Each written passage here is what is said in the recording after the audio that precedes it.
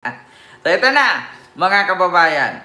Dito tayo mag-umpisa. So ito, nako mga kababayan. Sabi ko sa inyo, si Chis Escudero. Si Chis Escudero, mga kababayan, ay nabisto na po ang katotohanan. Ito na, si Chis Escudero wala pong ligtas. Hindi po makakaligtas si Chis Escudero, mga kababayan. Kinakalkal at inuungkat na po ng DPWH at ng GAA at ng budget ng Pilipinas, no, kung magkano ba talaga ang budget ng DPWH.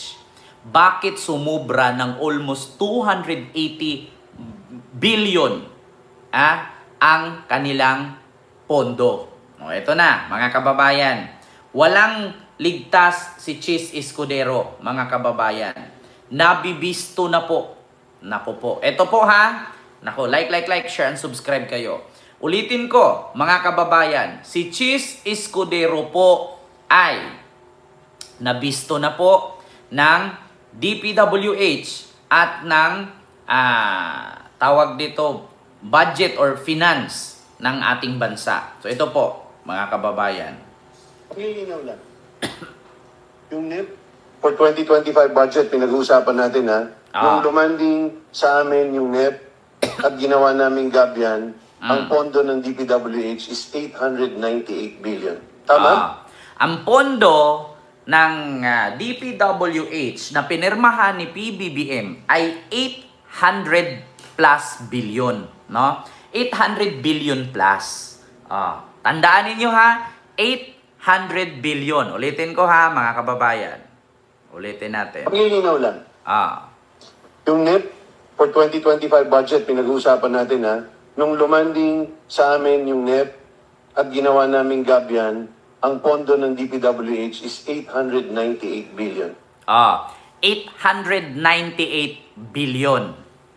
Tandaan ninyo, ang pondo talaga, ang totoong pondo talaga ng DPWH is 898 billion. Ngayon, nagtataka itong Finance Department, no, nung ichinek na nila ang pondo noong 2025 na pinirmahan ni PBBM, nagulat sila. Bakit? Tama? Nung umalis sa amin ang DPWH budget, pinasa namin sa Senado, GAB2, 825 billion. Tama? In short, nung umalis sa amin ang DPWH budget, nabawasan namin ito ng 73.7 billion. Correct? Nabawasan nila. Pero 898 billion ang kanilang pondo talaga. Ngayon, nung ipinasa nila ito sa Senado, naging 825 na lang. Nabawasan ng 70 billion.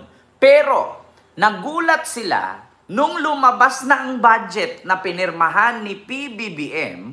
Ito na. Pumunta sa Senado at pumunta sa BICAM. Tama po ba? Pag-alis sa amin sa House of Rep, 825 billion. 825. Pero nung in-approve, after nung Senate at BICAM, ang naging budget ninyo ay 1.13 trillion. Kita ninyo? Yung totoo talagang proposed budget nila is 898 billion. Ngayon, nung ipinasa nila sa Senado, nagiging 825 na lang kasi syempre hindi pinayagan. So, naging 825. Pero, okay na sa kanila yon. Okay na sa kanila kasi 825 tanggap na nila kahit binawasan. Diba? So, ngayon, nagugulat sila mga kababayan na galing ito sa Senado. Nung ipinasa na ng Senado kay PBBM, naging 1 trillion plus na. Samantalang ang pinirmahan ng DPWH, 825 billion lang. Diba? Kita ninyo? Ang tanong, sino ang Senate President noon? Nung pumirma nitong budget sa 2025. Yan na. Chis Escudero. Baka hindi mo na po yan maitanggi. Nagugulat kayo mga kababayan. Ganito sila magnakaw. Ganito sila magnakaw. Yung totoo talagang budget is 898 billion. Binawasan kasi hindi pinayagan, naging 825. Pinasa na nila sa Senado kasi okay na 825 na Nagulat sila noong ipinasa ito sa Senado, naging 1 trillion. Maas ang budget ninyo ng almost 289 billion pesos. 289 ang itinaas. Bilyon. So, sino ang naglagay? Sino ang nagdagdag? Samantalang 825 na nga lang tinapyasan na nga lang. Instead of 898, naging 825. Pero nung ichinek na ito, na bokya si Chis Escudero, naging 1 trillion plus na. So lumamang po ng 280 billion. Nako po. Tama? Nangyari yan sa Baikang. That's on the record. That's on the record. Hindi naman natin may pagkakaila So, Ayan. ang malinaw dito, ang insertions o paglobo o pagsingit nangyari sa Baikang. Nako. Nilinaw lang. Ayan na. Yung NEP for 2025 budget, pinag-uusapan natin Nung lumanding sa amin yung NEP at ginawa namin gabyan, ang pondo ng DPWH is 898 billion. Tama? Nung umalis sa amin ang DPWH budget, pinasa namin sa Senado, GAB2, 825 billion. Tama? 825. In short, nung umalis sa amin ang DPWH budget, nabawasan namin ito ng 73.7 billion. Correct? Pero matapos po pumunta sa Senado at pumunta sa Baikang, tama po ba? Pag-alis sa amin sa House of Rep, 825 billion. Pero nung in-approve, after nung Senate at Baikang, ang naging budget ninyo ay 1.13 trillion. 1.1 trillion. Kita ninyo? 825 na lang dapat. Kasi tinapyasan nga ng Congress.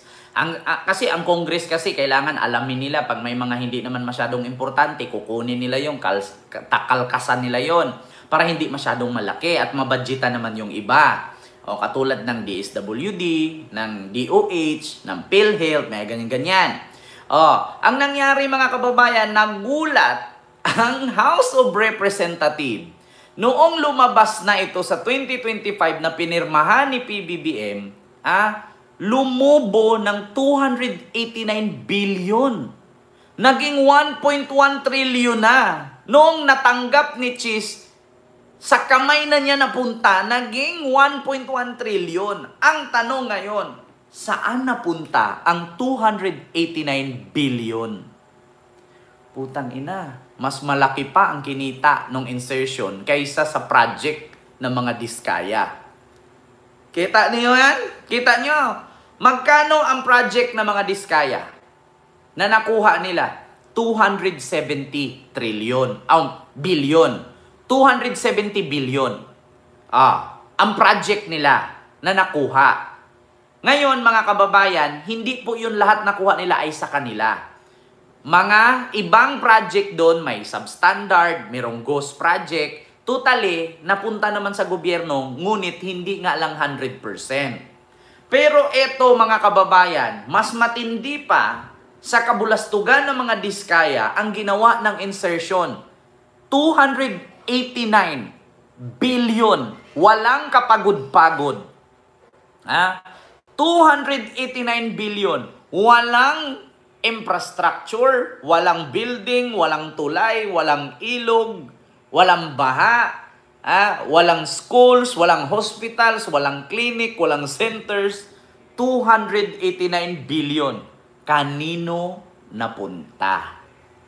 Yan ang malaking tanong ngayon, mga kababayan. Di ba? Grabe.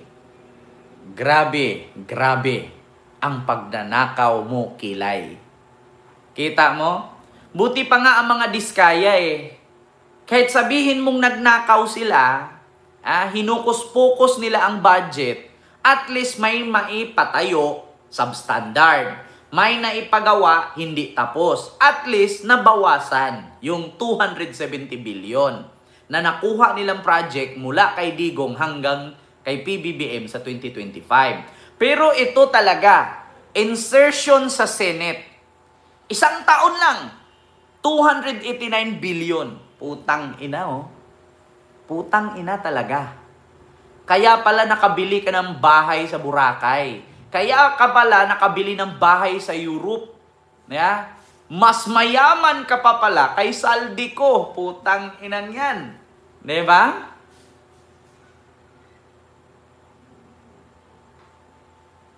Diba? Kita mo yan? Mga kababayan?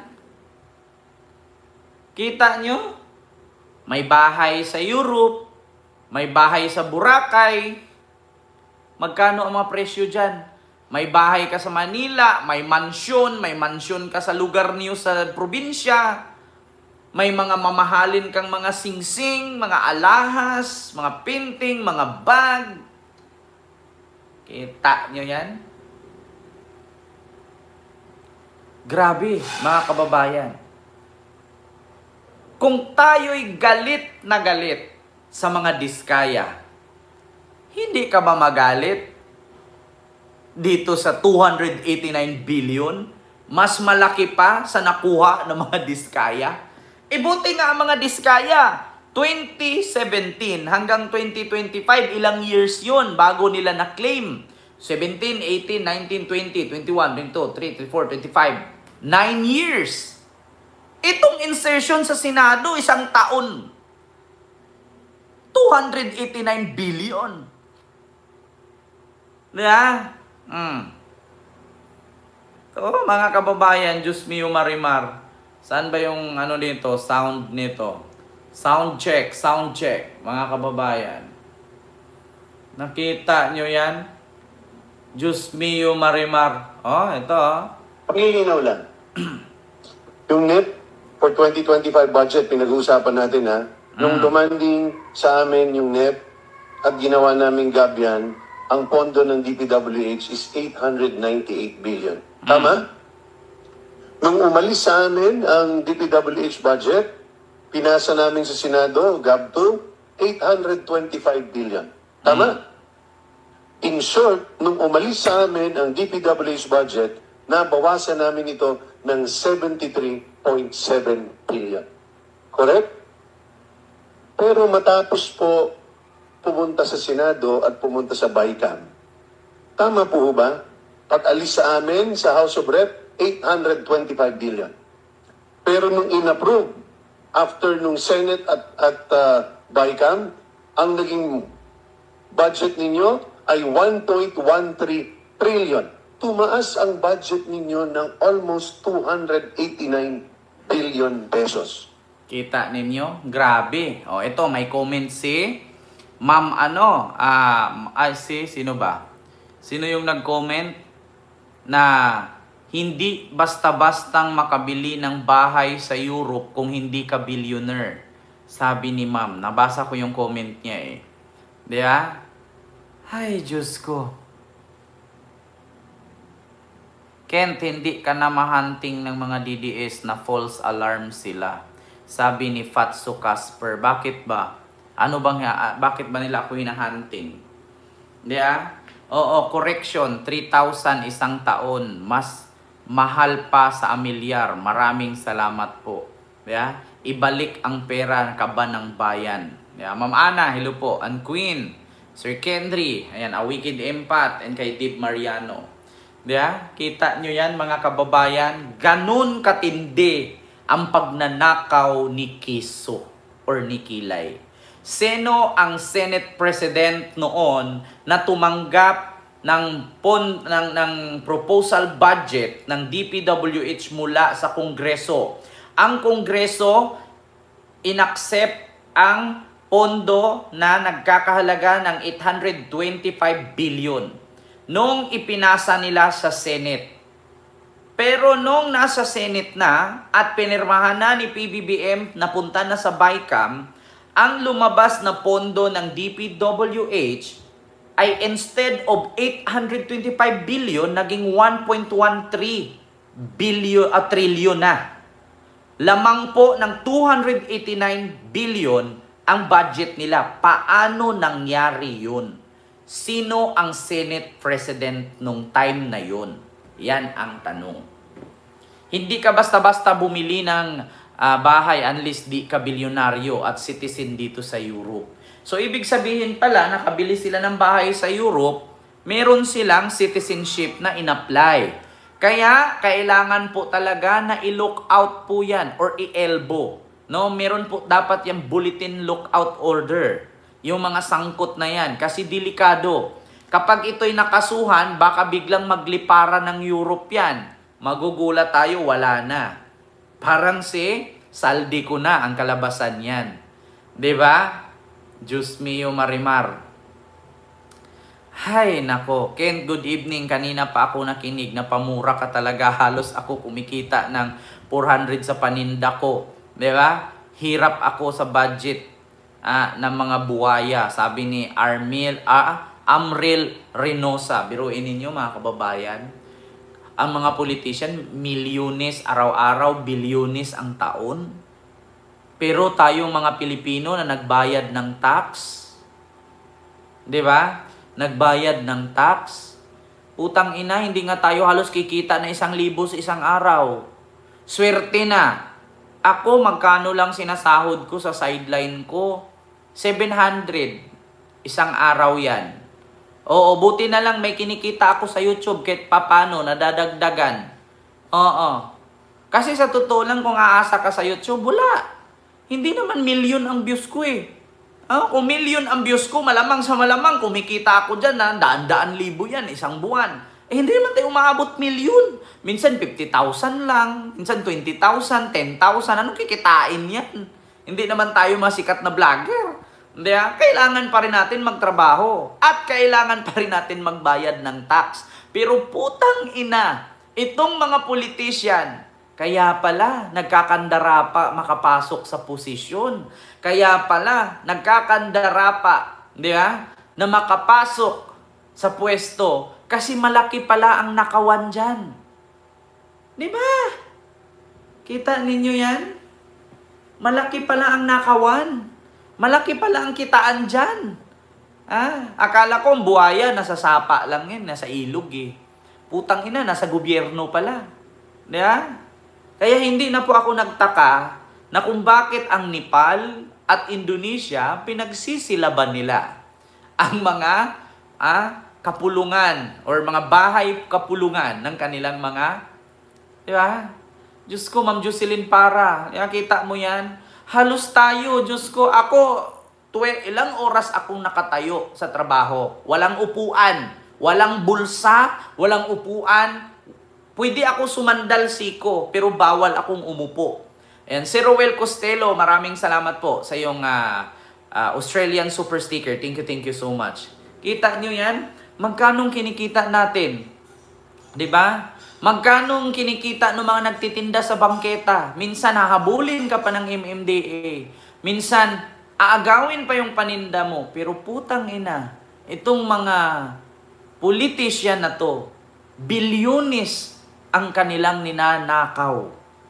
Diyos ko po. Kaya speaking, mga kababayan, o bilyones ang ninanakaw.